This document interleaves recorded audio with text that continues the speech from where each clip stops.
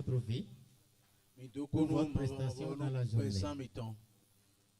J'ai aimé votre tissu, c'est bien fait. Hein? Amen. C'est pas facile. Hein? Nous profitons de l'occasion pour bénir le Seigneur pour la vie de tous les choristes dans la salle.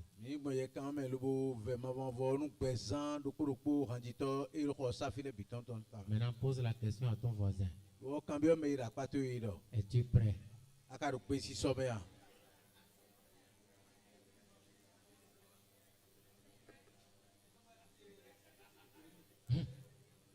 C'est facile de dire oui, hein? Je suis sûr que personne dans la salle n'a dit non. Mais est-ce que réellement tu es prêt? Si le Fils vous a franchi, vous serez comment? Donc, vous ne serez pas libre, hein? Mais réellement libre. Alors on ne te pose pas la question de savoir si tu es prêt. Est-ce que tu es réellement prêt? Si tu es vraiment prêt, et que moi je suis prêt, nous allons vastonner le Seigneur pour de ce qu'il nous a rendu.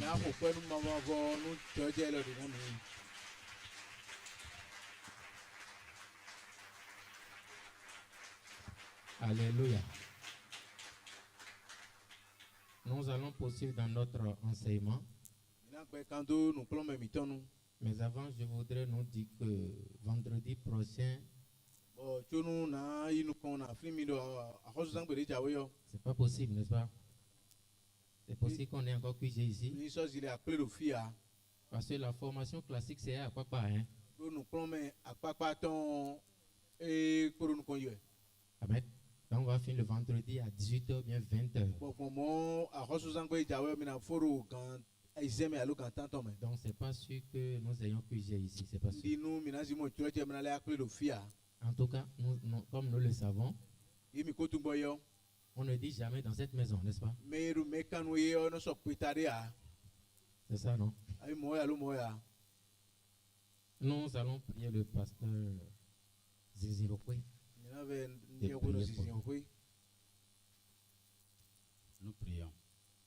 Akrono mikole wa okole kodi bona sekotwe do anami fenu mon kotombo mi kinjan bo tihambo pawe ezeki gole binwe ni wa wenwe anando fona ihamitonle aihale ogwede suwe ko zewuzu aiha dagbe wana bonu wende khona rotejewe ni le yin simbo wa ihale bonu nukunde do wa ihale me oni motembo so non sous mettons le gigome non vi mettons des adjacents d'un acrono na non akbaza ko hunko ni kwe bonu gigoto ni sans plebu non chirotwe ni bon etonji bo wa aihalem non gigo bi na intwe de Jésus sing comme un modèle.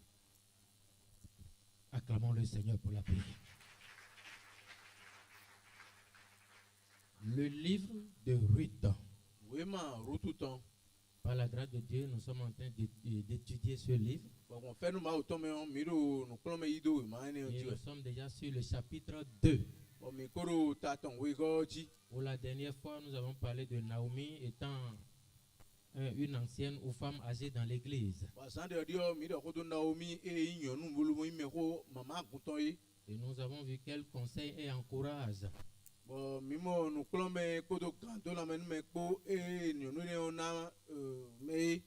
Ruth, la Moabite, va dire à Naomi, laisse-moi, je te prie, aller glaner les épis dans le champ.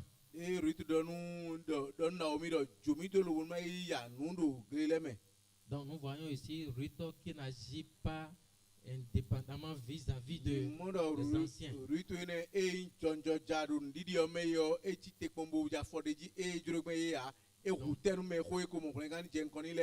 C'est ça même. Nous avons lu Tite 2, versets 3 à 4 qui nous a dit que les femmes âgées doivent aussi avoir l'extérieur qui convient à la sainteté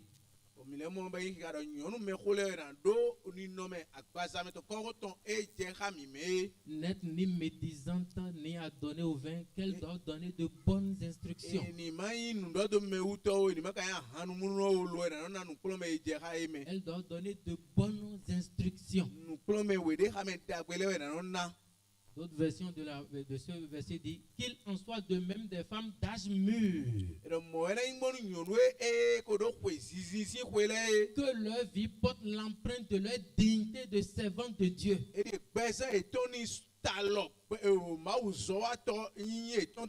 Que leur tenue extérieure soit modeste et respectable. Qu'elles évitent autant les commérages et la médisance que les essais de boisson. Que par les hommes d'une vie correcte et par de sages conseils, elles encouragent les plus jeunes et leur apprennent à être des épouses aimantes et de bonnes mères de famille.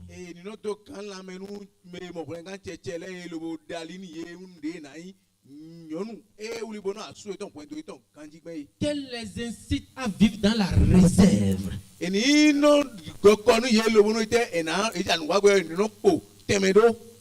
la discipline, la fidélité conjugale, à tenir leur intérieur propre et ordonné,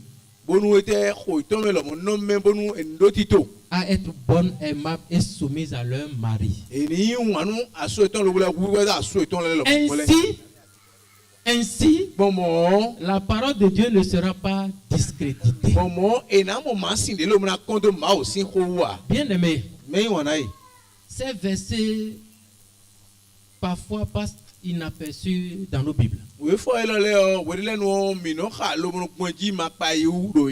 quand on lit ça, on se dit bon, c'est le même dit bon. Bien aimé, la Bible dit ainsi, la parole de Dieu ne sera pas discréditée. Il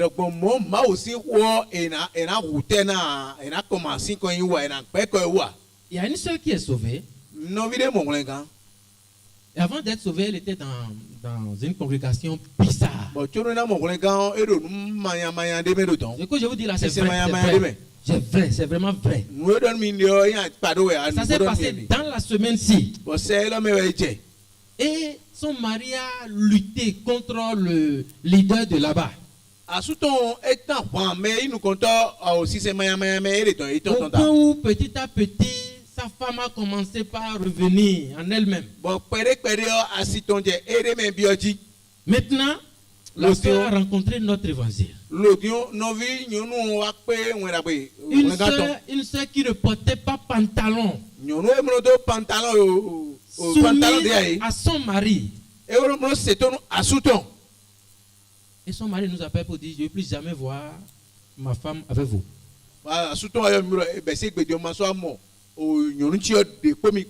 Qu'est-ce qui s'est passé? On a discuté avec le monsieur pendant 3 heures de temps. Il dit, moi je me suis battu et ma femme qui ne portait jamais pantalon. Maintenant arrivée chez vous, elle a commencé à porter. Elle ne porte pas pantalon, hein. Elle porte un collant. Maintenant, elle porte le collant à 11h pour dire qu'elle va aller au sport. J'ai enquêté, je suis allé trouver que c'est chez vous. Elle a commencé par faire ça. On a tout fait, on s'est mis à genoux pour dire, monsieur, venez. Il dit, non,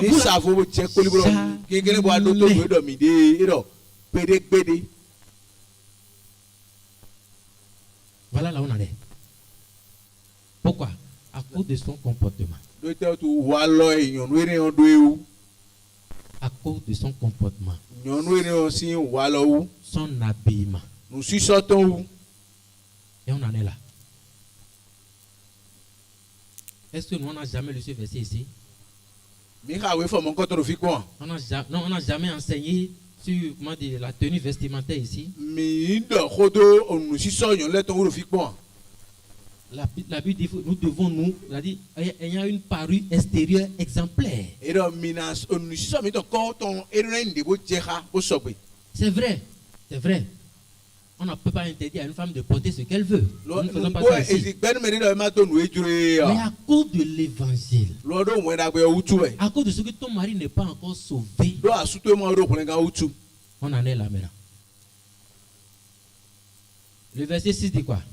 Exhorte aussi les jeunes gens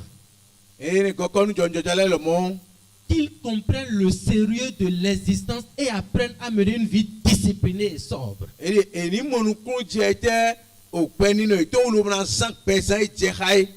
À rester partout et toujours maître d'eux-mêmes. Cette affaire, c'est pas seulement pour les jeunes sœurs. Bien-aimés, chers anciens dans l'église, la Bible nous demande de donner de bonnes instructions. Nous entendons beaucoup de choses dans l'église. Nous conseillons nos frères et sœurs de manière minable. Et nos sœurs en souffrent beaucoup. Imaginez un instant. Un ancien conseiller à un frère ou de la sœur là, enceinte là. On va aller avec ça. Au lieu de conseiller, aller à ça, prenez les étapes. Pour l'enceinte, c'est fini, tu as gagné. C'est quelle institution ça? Nous avons parlé aussi des servants de Boaz, l'image de la communion des enfants de Dieu. Boaz dit à Ruth, écoute ma fille, ne va pas glaner dans un autre champ. Ne t'éloigne pas d'ici. Et reste avec mes servants. Ça veut dire qu'il y a d'autres champs qui ont d'autres servantes. Aucun d'eux n'est de Christ. Donc nous devons écouter le conseil de Boaz ici. Et Naomi dit à Ruth, il est bon ma fille que tu sortes avec ses servants. Donc sortir avec les servants de Boaz, c'est bon. Et ne pas sortir avec les servants de Boaz, c'est comment alors? C'est mauvais. Nous avons parlé de tout ça la dernière fois. Nous avons lu aussi ce verset. J'estime cependant n'avoir le cédé en rien à ces super apôtres. Je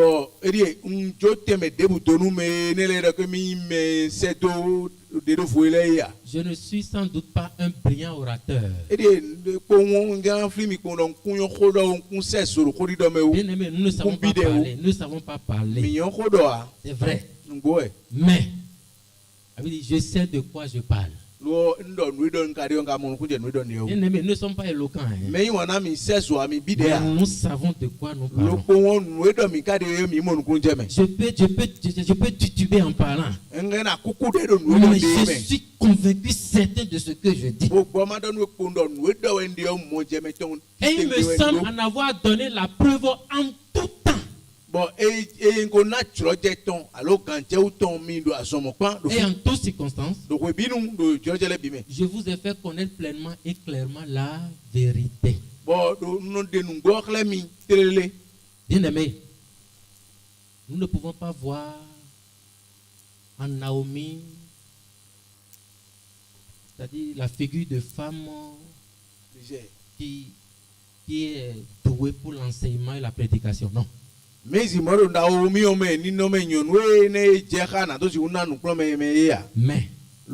elle est douée à donner de bonnes instructions. De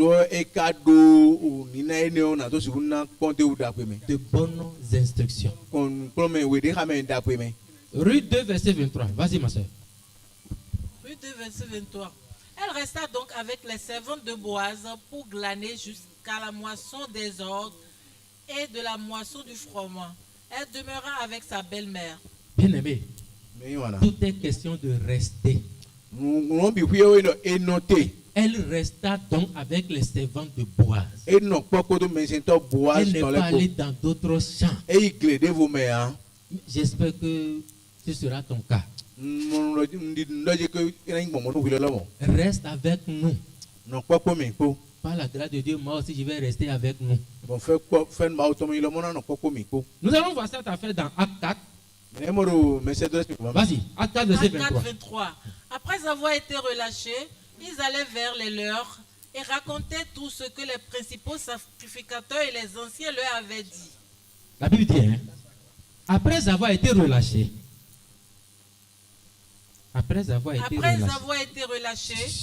c'est bon. Oh, okay. Il y a un souci. Après avoir été relâchés, on parle ici de Pierre et de Jean. On les a emprisonnés en prison. À cause de la parole qui prêchait accompagnée de miracles. Pour leur dire de le plus faire ça, on les a mis en prison.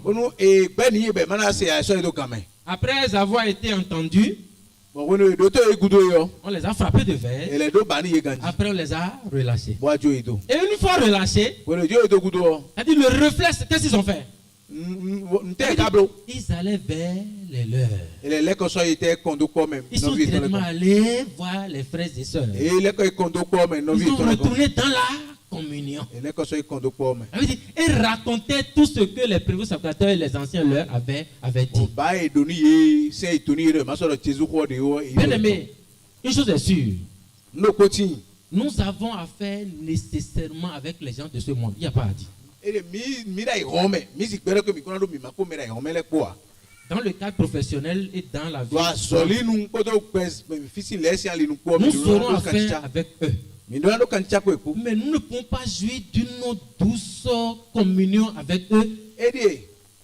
Ils ne pourront pas avoir de progrès spirituel avec eux dans ce cadre-là. C'est pas se faire. Parfois nous sommes en contact, c'est vrai. Mais en communion, jouir d'une communion parfaite, c'est pas possible. Ils allaient. Nous allons sortir, c'est vrai. Nous allons vivre des choses, c'est vrai. Mais une fois, on doit revenir à la maison pour raconter ce qu'on a vécu. Prenons l'exemple dans l'Ancien Testament. Vas-y, Josué 10, versets 7 et 15. Josué 10, versets 7 et 15. Josué monta de Gilgal, lui et tous les gens de guerre avec lui, et tous les vaillants hommes. Et Josué et tout Israël avec lui retourna au camp à Gilgal. Qu'est-ce qui se passe ici? Pour ceux qui ont lu un peu l'histoire, il y a un roi qu'on appelle Adonis. Adonis Sédek. C'est ça, oui. Donc, ce roi, c'est-à-dire, il y a une grande ville qu'on appelle Gabaon. Gabaon. Et cette ville-là, elle a fait la paix avec Josué et Israël. Et ils ont vaincu certaines grandes villes, là, la ville de Haï, de tout ça. Et quand le roi Adonis a appris ça, il a dit, j'ai vu cette affaire une fois. Ce peuple-là, ils ont déjà vaincu Jéricho. Avec cette alliance avec Gabaon là, ça ne peut pas marcher. Alors qu'est-ce qu'il va faire? Il va réunir 5 rois des Amoréens. Allons attaquer Gabaon. Gabaon va appeler Josué. Là où je suis là. Si tu ne me viens pas en aide, je suis foutu. Et vu bien, Josué monta de Gilgal, ils étaient à Gilgal. Josué a pris le peuple là, ils ont quitté Gilgal. Lui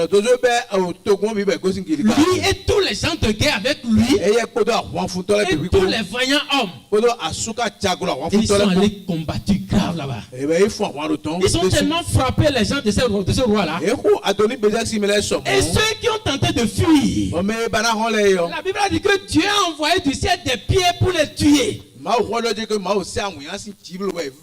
le nombre de tués par ses pieds dépasse même ceux que Josué a tués de ce côté. C'était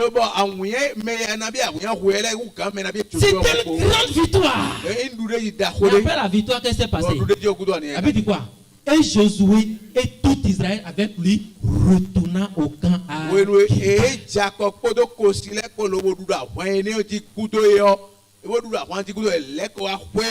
devons retourner.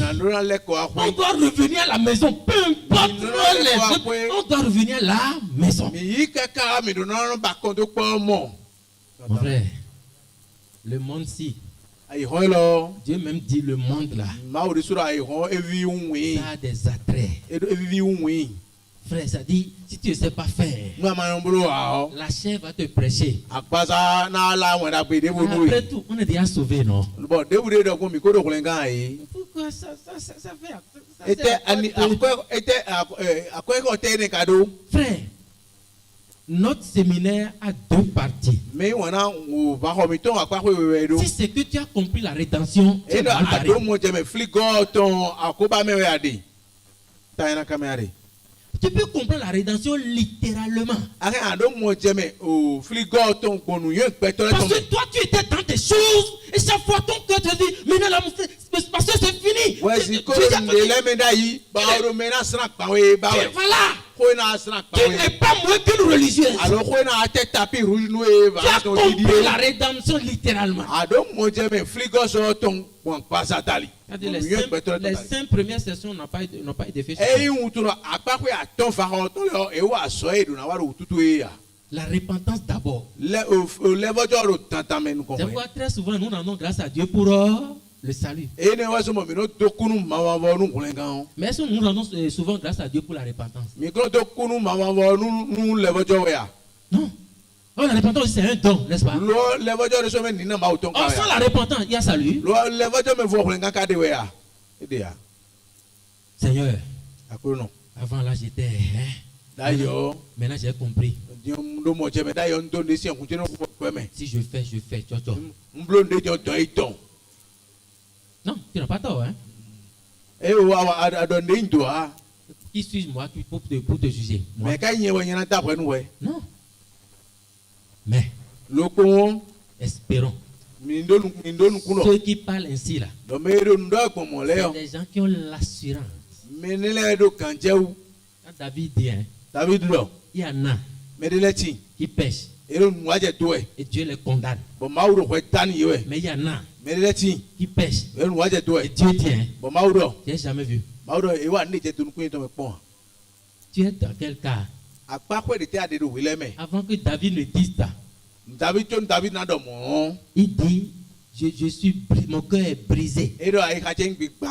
Ton cœur est brisé quand? La rédemption, frère, on connaît des dénominations qui prêchent vraiment la rédemption. Si tu exposes la rédemption, c'est la rédemption. Et ils le font parfaitement. Mais une rédemption dans la tête. Il n'y a pas de repentance chez eux. Le salut, c'est Jésus. Ton salut ne commence pas par Dieu. Ça, c'est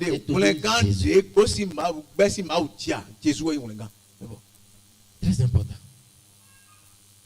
Psaume 133, verset 1 à 3. Vas-y. Psaume 133, verset 1 à 3. Voici, oh, qu'il est agréable, qu'il est doux pour les frères, pour des frères de demeurer ensemble. C'est comme la rosée de l'Hermon qui descend sur les montagnes de Sion.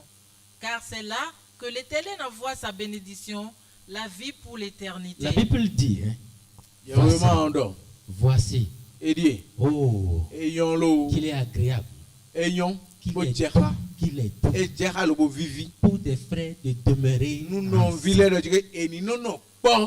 Pour des frères de demeurer ensemble. C'est comme la rosée de l'Hermon qui descend sur les montagnes de Sion. Car c'est là. Non, dis à ton voisin, c'est là. Maintenant, voisin, dis-lui, là, c'est où? Elle dit c'est là. Mais là c'est où? Là. Demeurer ensemble. Donc là c'est quoi? La communion des saints. Demeurer dans la communion. C'est là que l'Éternel envoie sa bénédiction. La bénédiction de quoi? De l'Éternel. Quelle est cette bénédiction? Proverbe l'a dit, n'est-ce pas? C'est celle qui est le suffisant de cœur. C'est là où il envoie le salut. La vie pour l'éternité. C'est là, c'est dans la communion. Et comment il le fait? La Bible dit quoi? Louant Dieu et trouvant grâce auprès de Dieu. Et le Seigneur ajoutait chaque jour à l'église ceux qui étaient sauvés. Donc le Seigneur ajoutait chaque jour dans la communion ceux qui étaient sauvés. Alléluia. Bien aimé, nos frères d'alors, ils ont compris le secret de la communion. Ils vivent des choses dehors, c'est vrai. Mais ils reviennent toujours dans la communion. Naomi a fait 10 ans dehors. 10 ans dans la désobéissance. Qui pouvait imaginer qu'elle allait revenir? Et on a des frères maintenant, on a fait 2 ans dehors. Attendons un peu. On ne sait jamais. Ça peut peut-être que Dieu est en train de l'utiliser pour quelque chose. Hein. Nous, notre souhait. Le frère qu'on avait appelé frère, qu'il revienne en tant que frère. Alléluia. Naomi a fait 10 ans dehors. Elle a l'expérience, hein? L'expérience du dehors, elle en a. La Bible dit quoi? Hébreux 10, verset 25, vas-y. Hébreux 10, verset 25.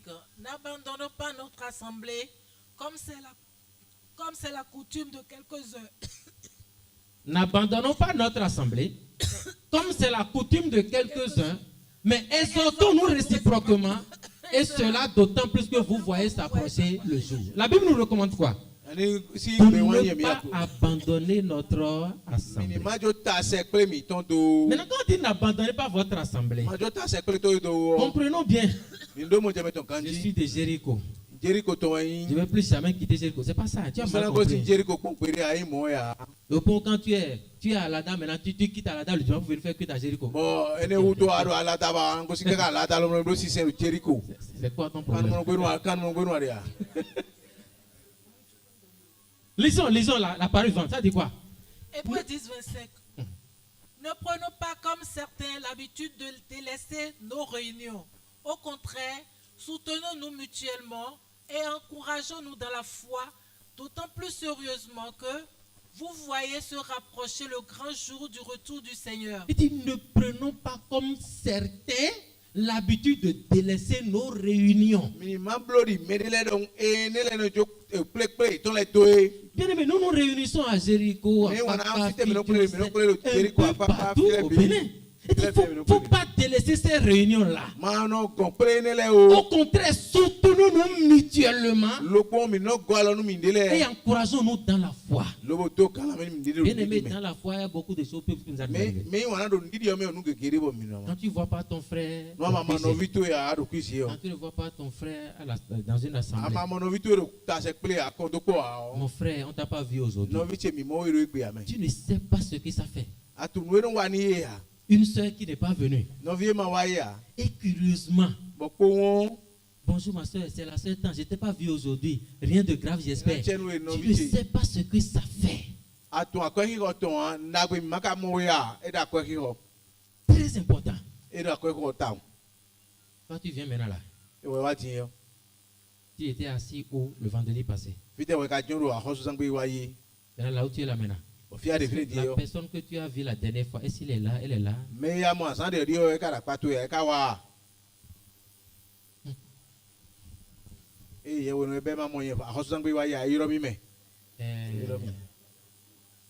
SPD, il est là. SPD, il est là. Tiens. Il n'est pas là. Oh là là là là là. Naomi, sœur Naomi, tu es là? Avec Noélie, tu es là? Tu vas l'appeler à la fin. Hein? Deuxième QG déjà, il n'est pas là.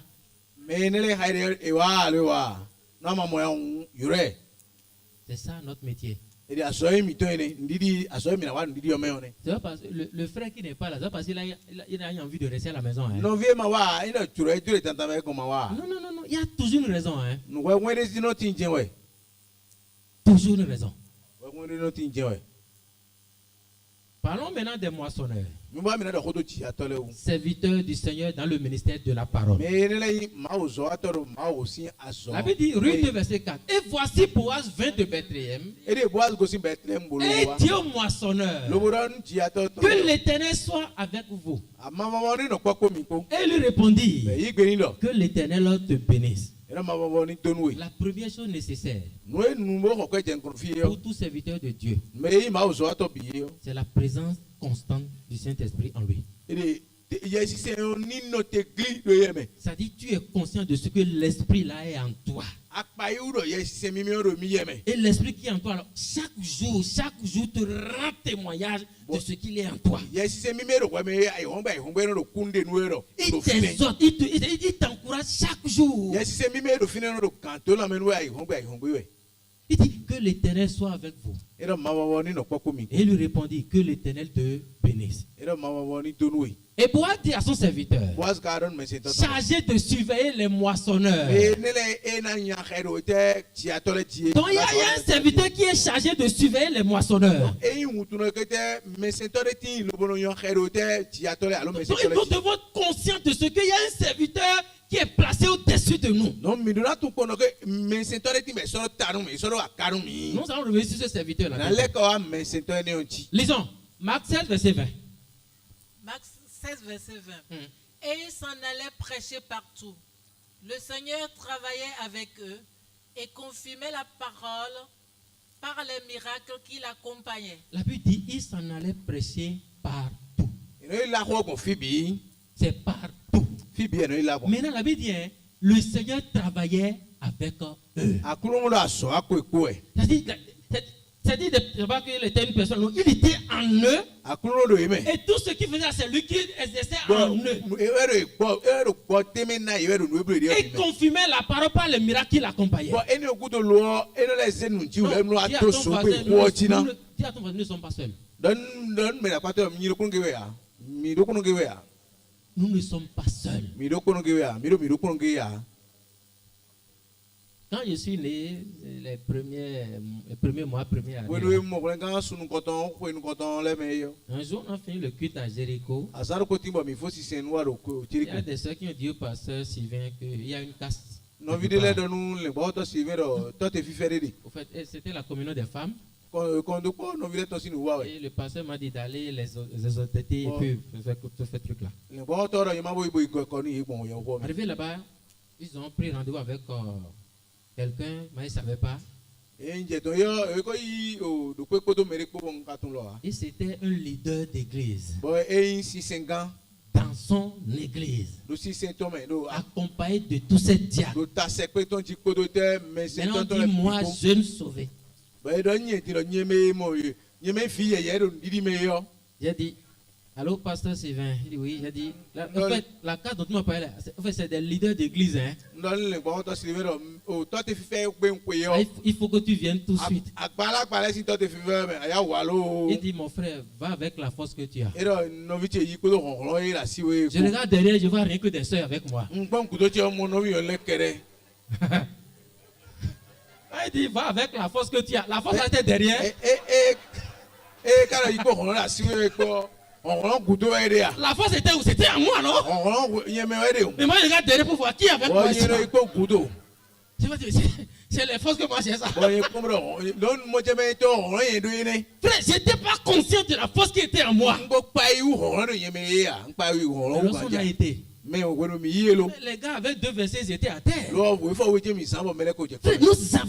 avons la force là. Yes. Ouvre la bouche. Ouvre la bouche seulement, ça va sortir. Ne savez plus. Non, devant la tasse là, dis-toi, c'est pas toi qui fais. Je te dis la vérité. Laisse-les parler. Vas-y, je vous écoute. Ils vont aligner des béquilles. Toi, tu souris seulement. Tu choisis une bonne béquille.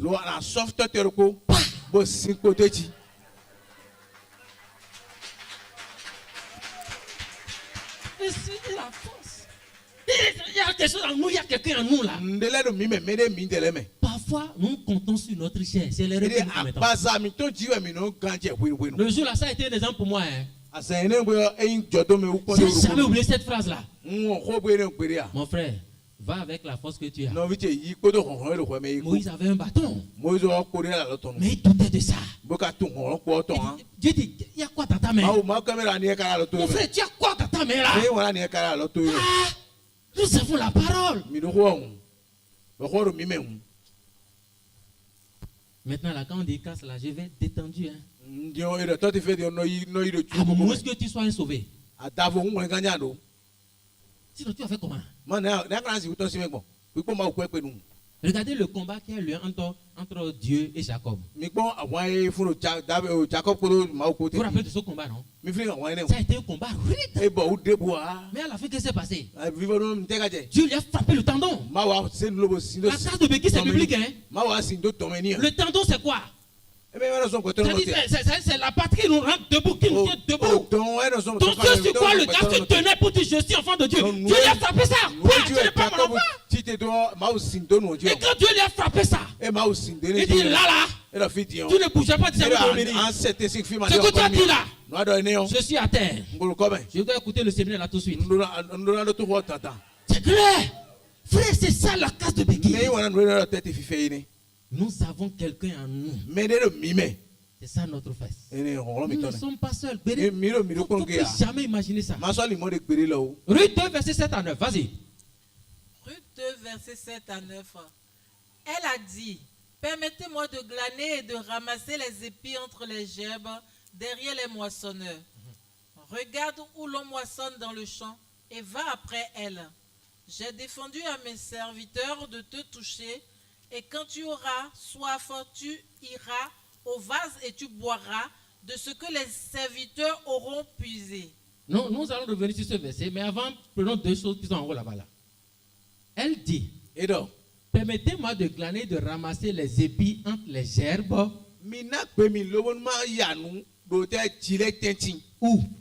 Derrière les moissonneurs.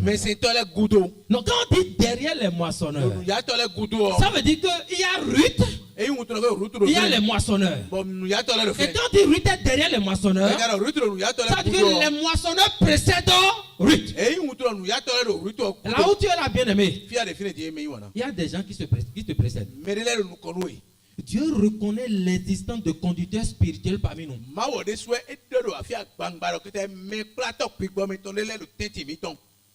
où tu es là, qui est ton pasteur d'assemblée?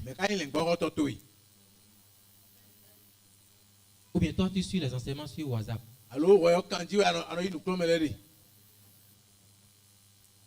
Là, Dieu reconnaît. Il reconnaît les conducteurs spirituels qui nous expose la parole dont nous devons imiter la foi. C'est pourquoi il dit regarde où l'on moissonne de l'essence. Regarde. Il faut imiter. Ce que toi tu fais là, ce que tu dis là. Qui a déjà fait ça ici? Tu as vu? Qui a déjà dit ça? Tu as vu? Regarde. Il faut imiter. Bien aimé, nous devons nous soumettre à ces conducteurs. Pourquoi? D'abord ceci. Éphésiens 4, verset 7. Vas-y. Éphésiens 4, verset 7. Mais à chacun de nous, la grâce a été donnée selon la mesure du don de Christ. Vas-y. Et il a donné les uns comme apôtres, les autres comme prophètes, les autres comme évangélistes, les autres comme pasteurs et docteurs. Frère, ils n'ont rien fait pour être ça. Mais il n'y a pas de mérite dans ça. La Bible dit sur la mesure du don. C'est un don. Avant, quand je voyais certains pasteurs prêcher, comment quelqu'un peut être aussi éloquent? C'est mais comment il a appris ça? Mais quand j'ai commencé par faire la même chose, un jour je vais poser la question au pasteur Sylvain. Quand tu quittes ta maison là, pour venir au culte, sachant que ce n'est pas toi qui veux enseigner, et que c'est moi qui dois enseigner, dis-moi, tu viens vraiment pour m'écouter?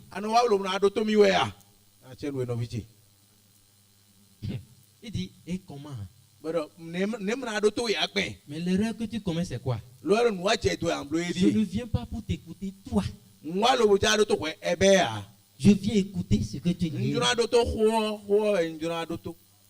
Bien-aimé, tu n'es pas la personne, tu n'es pas la personne. Ce que tu as déposé en lui. La personne n'a rien. Rien du tout. C'est un don qu'il a reçu, point. Quoi de plus? Vas-y. 12 et 13, vas-y. Éphésiens 4, versets 12 à 13.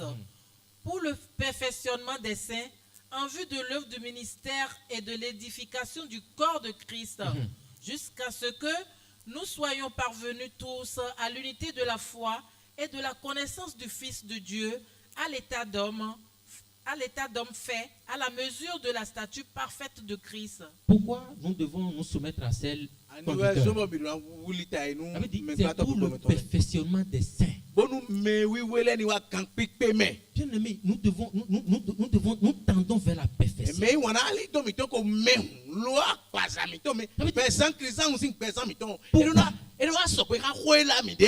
vue de l'œuvre du ministère et de l'édification du corps de Christ. Là, nous sommes là. Il dit, je bâtirai mon église. C'est ça, non? Là, il y a bâti. Il y a bâti. Donc, tu dis que tu veux construire une maison. Tu n'as même pas encore fait la dalle. Tu as bâti. Mais tu es en train de faire quoi? Tu es en train de... Il n'a pas encore bâti. Il est en train de bâtir. Pour l'édification du corps de Christ. Jusqu'à ce que nous soyons parvenus tous à l'unité de la foi. Ça là c'est compliqué, hein? L'unité de la foi.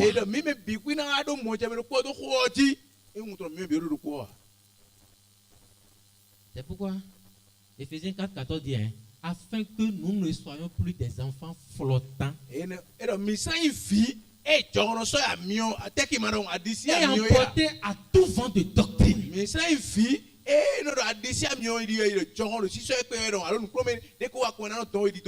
Bien aimé, nous commettons une erreur. Surtout les frères et sœurs qui ne vont jamais à la casse. Tu n'apprends rien. Un jour, tu seras confronté. Ils vont te casser. Et là, ton cœur va faire,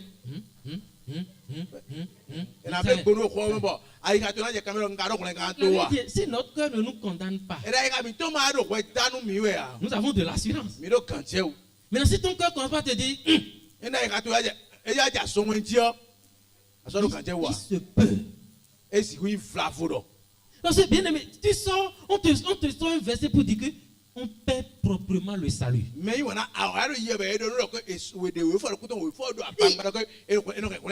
ton cœur te dit, et si ce qui dit là était vrai? Ça voudra dire que ce que j'ai fait la dernière fois là, il a perdu le salut. Ton cœur t'a déjà condamné. Ton cœur t'a déjà condamné. La casse, c'est une façon pour nous de nous examiner. Hein?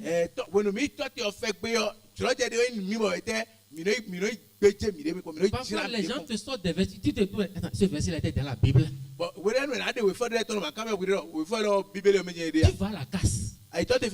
On te casse. Tu reviens à la communion. Les frères, j'ai été à la casse tout à l'heure. Ils m'ont dit ceci. Qu'est-ce que vous en pensez? Non, mon frère, moi aussi, j'ai subi ça une fois. Arrêtez, qu'elle a dit ça là. Il fallait lui demander, tata. Il dit, hein? Mais c'est dans le titre, je retourne là-bas alors.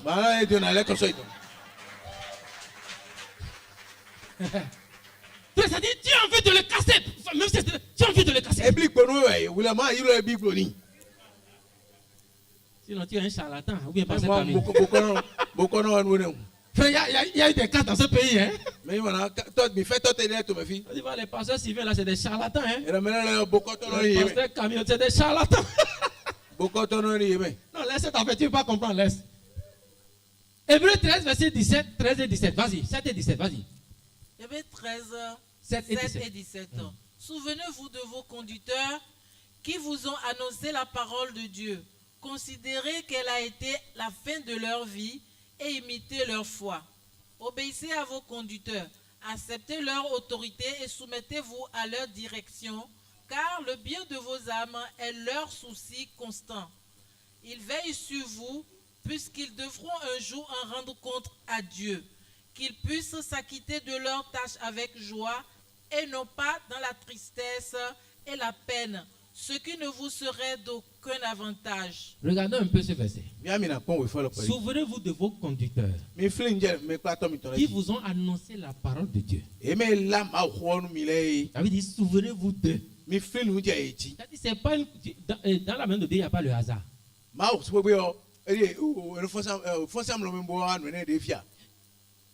La personne qui a prêché l'évangile là, c'est pas un hasard. C'est déjà défini longtemps. Et c'est lui qui a prêché l'évangile. Considérez quelle a été la fin de leur vie. Il dit, imitez leur foi. Non, là où nous sommes là. Moi que tu vois comme ça là. Il faut m'imiter avec. Parce que tu n'as pas encore vu ma fin. Oui ou non? C'est la fin. La fin d'une chose. Il dit, obéissez à vos conducteurs. Mais c'est toi nous à quelle condition? Non, ils ont donné une condition là. Quand elles sont dans à ce conducteur, on dit, obéissez à vos conducteurs si. Bien aimé, disons la vérité. Naomi, est-ce qu'elle méritait de donner conseil à Ruth? Naomi,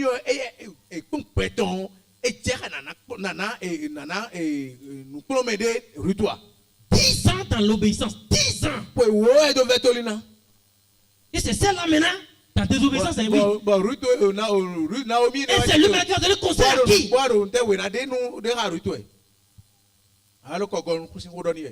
Mais c'est toi qui as mal compris. Hein? Ce que Dieu l'a fait vivre là. Tu penses que Dieu a fait ça par hasard? Bien aimé, ne considérons pas la bêtise de la sœur. Ne considère pas la bêtise du frère. Ne considère pas la bêtise du pasteur. Mais considère la connaissance, l'espérance de Dieu qui est en lui. C'est très important. C'est-à-dire, comment il dit ça? Ne crains pas ce qui est arrivé. Ce qui est important. Cherche à savoir le but pour lequel la chose est arrivée. Alléluia. Sinon, regardez Naomi. Celle-là.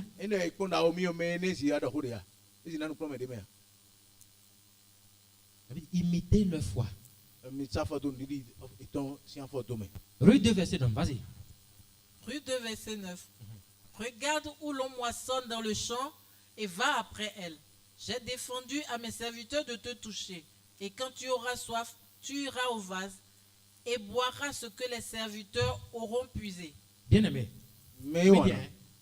Regarde où l'on moissonne dans le champ et va après elle. J'ai défendu à mes serviteurs de te toucher.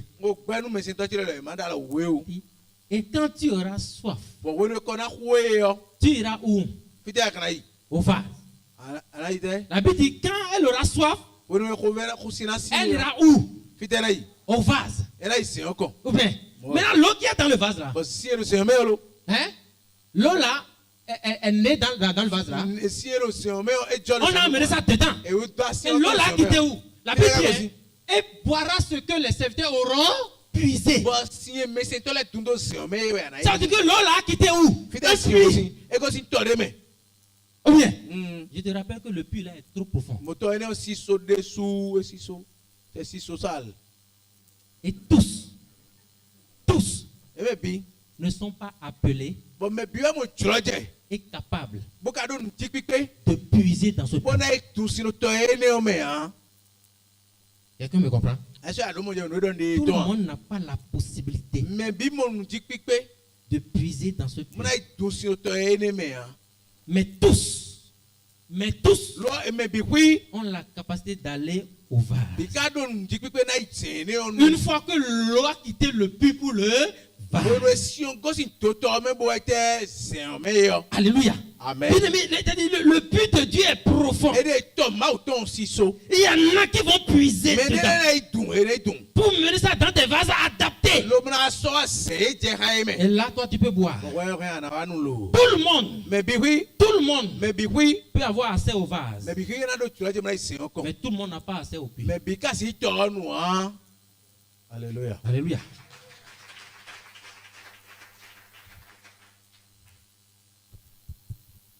« 15 à 16, vas-y. » Rue 2, 15, 16. Puis elle se leva pour glaner. Boaz donna cet ordre à ses serviteurs.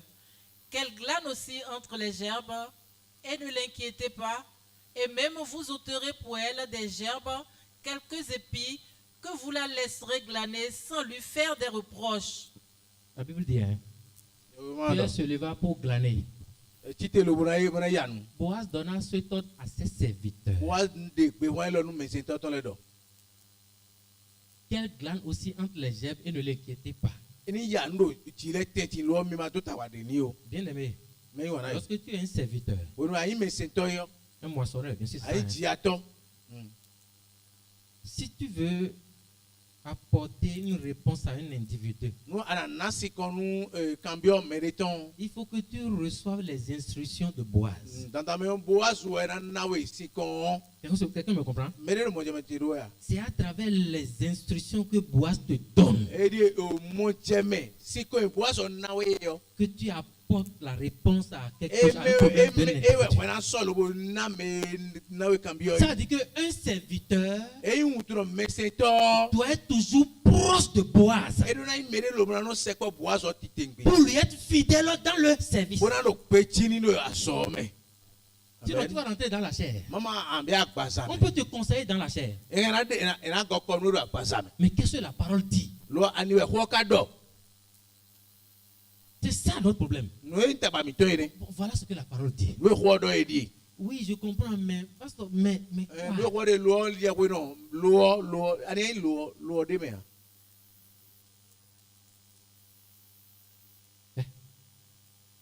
Qu'est-ce que la parole dit? Voilà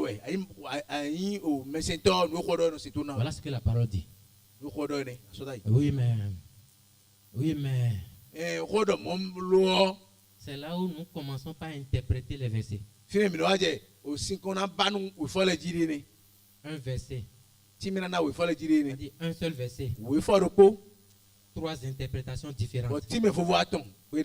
Où est la vérité?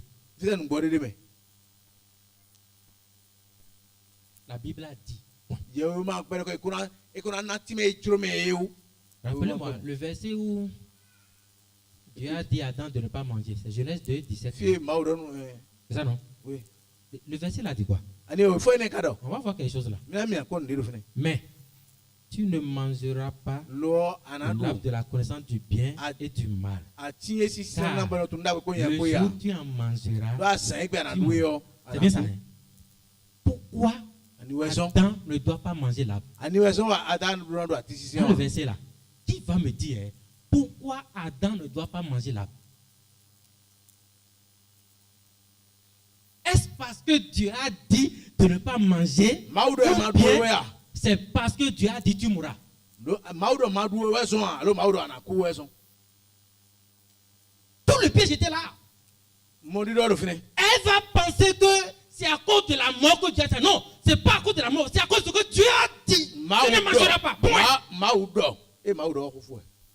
S'il avait dit, Dieu a dit de ne pas manger. Et ça Dieu a dit non. Mais elle a dit, et Satan a pris quoi? Satan a pris le côté, tu ne mangeras, tu ne mourras. Non, c'est parce que tu vas mourir, non, c'est parce que Dieu a dit. C'est l'instruction. Madouo, tu ne dois pas manger, point. Mais si tu as qu'à tac le côté, bon, de toute façon, si tu as sauvé, non, c'est quoi la chose? On ne paye pas à cause du châtiment. Non,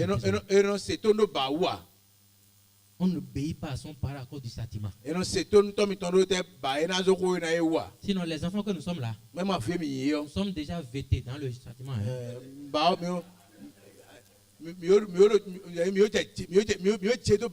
On est prêt à tout. Ce qui est sûr, on va se rencontrer bientôt. Les sauver, c'est ça. Hein?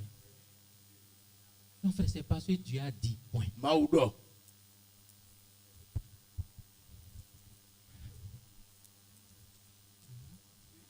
Ruth 2, verset 21, vas-y. Ruth 2, verset 21.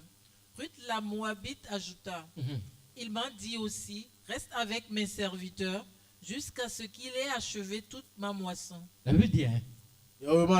Ruth la Moabite ajouta, il m'a dit aussi, reste avec mes serviteurs. Ça, quand on devant la cette affaire. Reste. Notre nom, c'est-à-dire, dis à ton voisin, nous sommes les restes avec. Nous sommes les restes avec. Tu restes avec moi, je reste avec toi. La reste avec, reste avec, reste avec. Hein? C'est-à-dire, jusqu'à. Frère, si la mort ne vient pas là, c'est jusqu'à qu'ils aient achevé tout ton mal. C'est jusqu'au dernier sauvé. Et il dit, et bientôt nous serons enlevés. Mais bientôt là, ça commence pas à tarder. Frère, on a deux expériences. Soit la mort vient, on finit avec ça. Soit on sera enlevé. Ces deux choses-là me rendent. Frère, là je suis là. Bon, c'est pas grave. Ce qui est sûr, un jour je vais mourir. Et si je ne meurs pas, je serai enlevé un jour. Pour l'instant, avançons. Et ça là, ça me rappelle la glorieuse espérance de Paul qu'il a évoquée. Dans Corinthiens, vas-y. 1 Corinthiens 15, 58 ans. Ainsi, mes frères bien-aimés, soyez fermes et inébranlables, travaillant de mieux en mieux à l'œuvre du Seigneur, sachant que votre travail ne sera pas vain dans le Seigneur. Il dit, mes frères bien-aimés, soyez fermes, inébranlables. Travaillant comment? De mieux en mieux. Bien-aimé, je vais nous dire quelque chose. Dans la semaine, je voudrais vraiment bénir le Seigneur comme le Cordeau l'a dit. Pour l'affluence de la casse de la semaine. Quand tu me dis Moi, je ne viens jamais à la casse. Tu as une raison. C'est le boulot. Mais supposons un instant que quand tu es au boulot, on te dit, hein, ta maman vient de faire une crise. Tu fais comment? Donc tu es au boulot, hein? Ta maman a fait une crise. Quelle est ta réaction? Patron, j'ai un souci, ça non? Maintenant, dis-moi, au moins quand tu prends ce service là, tu as une pause de manger, non? Tu peux faire 30 minutes pour faire casse et retourner à ton boulot. Donc, ta raison selon laquelle c'est le boulot qui m'empêche de donner la casse. Je vous dis la vérité, hein? Elles ont quitté le boulot à midi. Alors que la carte devait finir à midi 30. Elles sont venues pour faire casse de quelques minutes. Elle dit, les frères, il faut que je vous laisse. Elle donne un peu d'argent pour dire ma contribution. Entre ceux qui étaient là depuis 8 heures et ceux qui viennent de faire. Qui a fait sacrifice là? On ne te voit jamais à la casse. On ne te voit jamais. Il y en a qui sont là lundi. Ils sont là mardi. On a dit votre assemblée est passée, mais il est encore revenu. Il a compris quoi que toi, moi, on n'a pas compris. Bien aimé, lorsque nous disons que nous aimons quelqu'un, quelle est la première chose qu'on peut offrir à quelqu'un qu'on aime? La première chose, c'est l'argent? Jamais. C'est le temps d'abord. Après le temps, c'est l'argent? Non, monsieur. Ton talent. C'est pas l'argent le premier. Frère, c'est-à-dire toute relation basée sur de l'argent.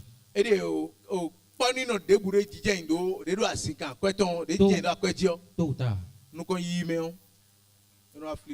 Notre relation avec Christ n'est pas sur de l'argent. Quand tu restes là pour dire quand tu envoies l'argent. Si tout le monde envoie l'argent,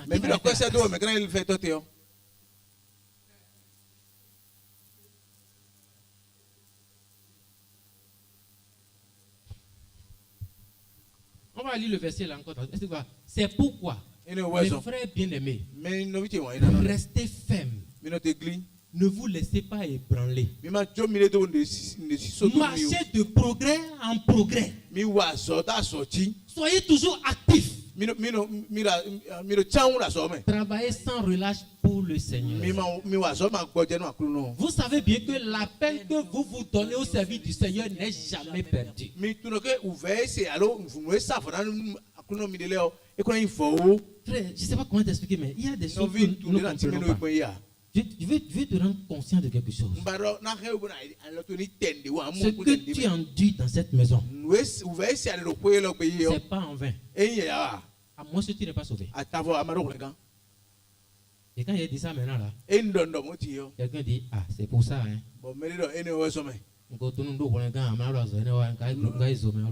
C'est parce que je n'ai pas le salut et je vais continuer à me battre comme ça et finalement. Je suis de mon salut. Et je vais faire tout ça là maintenant pour finir encore en enfer. Autant être prudent, sage.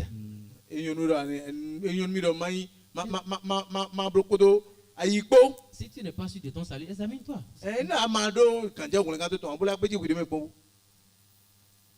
Il dit c'est pas perdu. C'est-à-dire comme s'il n'y avait pas de résurrection. C'est pour ça que tu n'as pas l'assurance que ta chose n'est pas perdue. C'est pourquoi. Si vous œuvrez en communion avec lui, est-ce que tu n'es pas en communion avec lui par hasard? Je ne sais pas.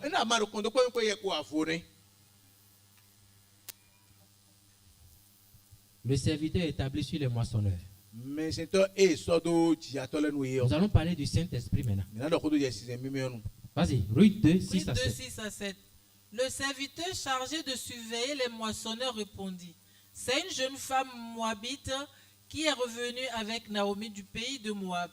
Elle a dit, Permettez-moi de glaner et de ramasser les épis entre les gerbes derrière les moissonneurs. La Bible dit, hein, le serviteur chargé de surveiller les moissonneurs. Ici, ce n'est pas les serviteurs, c'est le serviteur.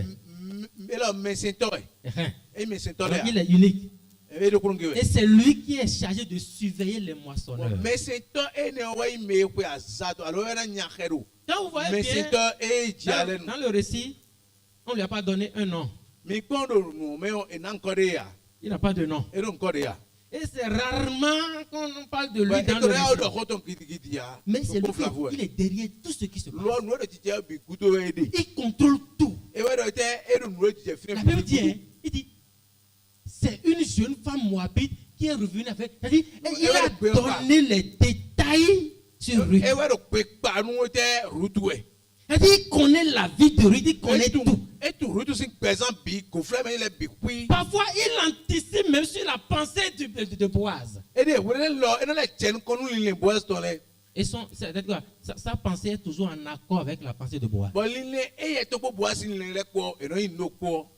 Vous voyez le type de cette personne? Il s'appelle comment? Le Saint-Esprit. Et pourquoi la Bible dit en Jean 4, 26, mais le consolateur, l'Esprit Saint, que le Père enverra en mon nom, vous enseignera toutes choses et vous rappellera tout ce que je vous ai dit. Bien aimé, la Bible dit, il vous enseignera toutes choses.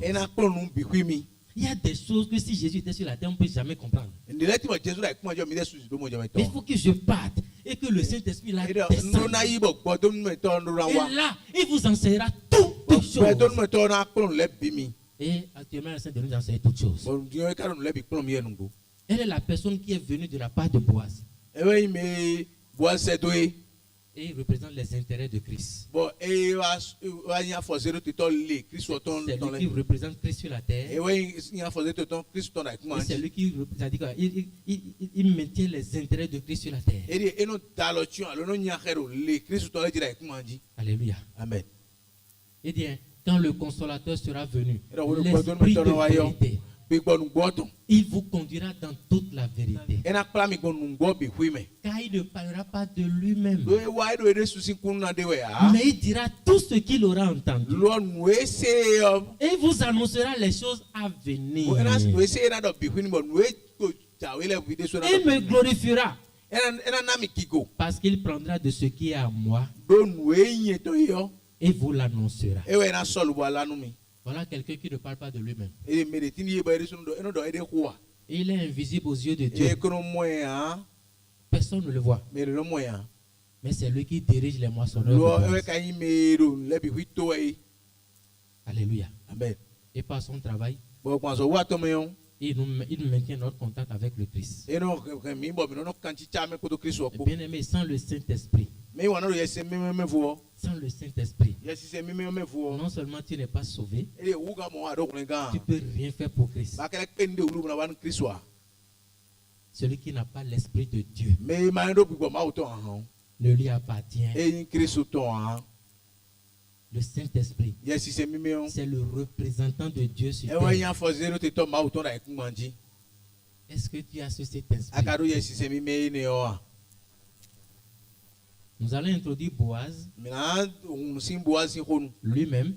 Et on va s'arrêter là, vu les échéances qui nous attendent dès demain là. Vas-y.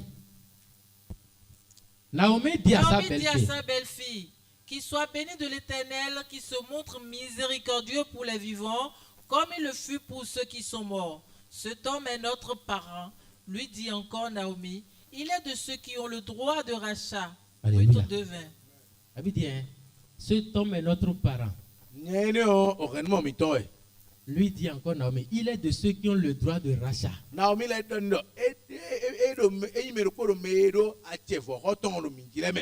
il avait le droit et le pouvoir de nous racheter. Il a le droit de racheter son frère et son héritage. si tu étais passé dans une main étrangère, ou bien si ton héritage est allé dans une main étrangère,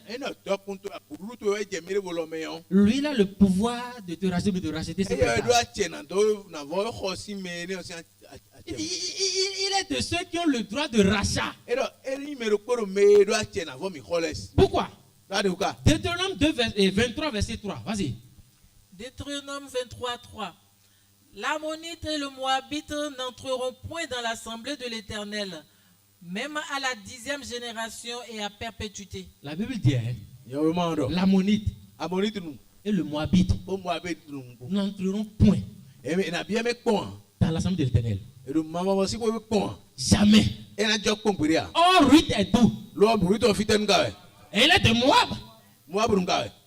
Il a dit jamais, jamais. Pourquoi? Ruth est déjà vendu au Moabit. Il n'aura plus de sa part dans cette affaire. C'est pourquoi la Bible va dire il faut un proche parent. Ruth a besoin d'un proche parent. Sans la quoi ça là, elle est foutue.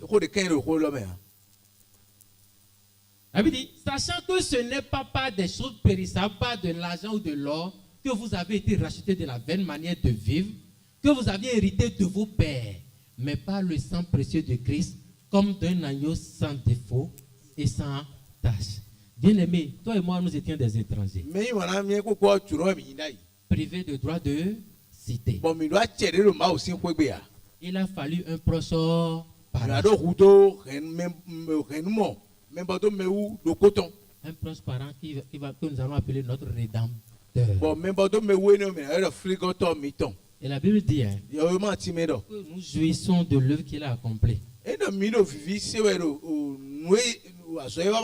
Esaïe dit quoi? Esaïe 55, 1 et 3. Vous tous qui avez soif, venez aux eaux, même celui qui n'a pas d'argent. Venez acheter et manger, venez acheter du vin et du lait, sans argent, sans rien payer. Prêtez l'oreille et venez à moi. Écoutez et votre âme vivra. Je traiterai avec vous une alliance éternelle pour rendre durable mes faveurs envers David. Regardez un peu ce verset. Vous tous qui avez soif, venez aux eaux. Même celui qui n'a pas d'argent, viens. Venez acheter et manger. Venez acheter du vin et du lait. Sans argent, sans rien payer. Ça dit quoi? On dit de venir acheter.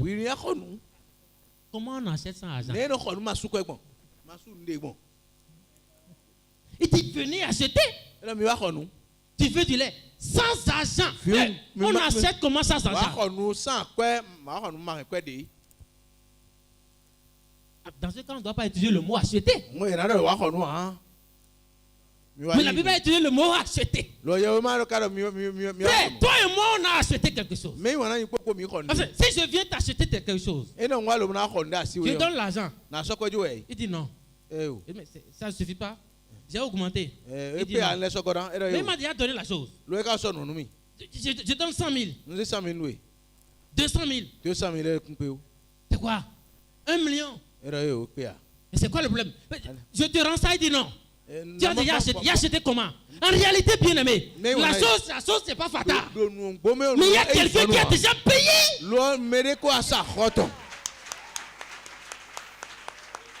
Quelqu'un a payé déjà. Donc il dit, l'argent, il dit, c'est quoi ça?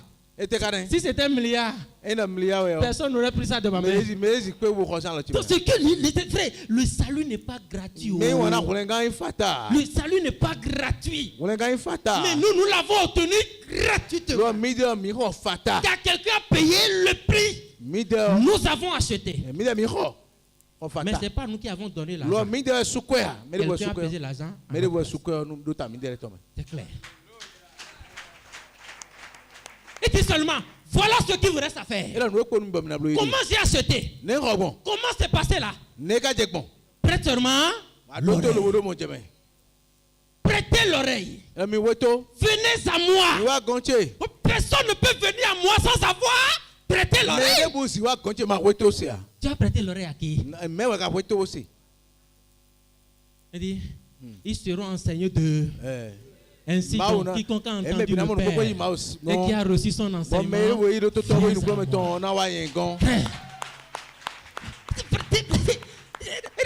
venez à moi. Il faut que le Père vous a amené à moi parce que vous auriez prêté l'oreille. Il dit maintenant, moi-même, je vous dis quelque chose. Écoutez, et votre âme vivra. Ça, c'est la rédemption. Fini. Le reste, là, c'est la marche. Il dit, je traiterai avec vous une alliance. Vous n'avez pas entendu? Une alliance éternelle. Et tu as dit que cette alliance-là, ça peut avoir fin. Toi, tu penses que cette alliance-là peut avoir fin un jour. Ça, c'est quelle alliance ça? C'est éternel, bien aimé. Pour rendre durable mes faveurs envers David. Bien aimé, nous sommes dans le véritable. Nous pouvons démontrer notre salut. Et si Dieu nous prête vie, le QG prochain, là, nous allons démontrer notre salut palpablement. On va mettre le salut sur Trédi pour détailler ça.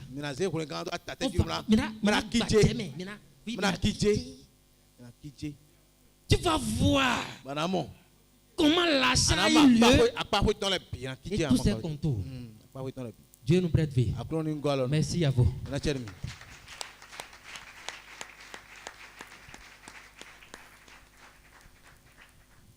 Akuno miton, mau miton, mira ki kunun kotsui.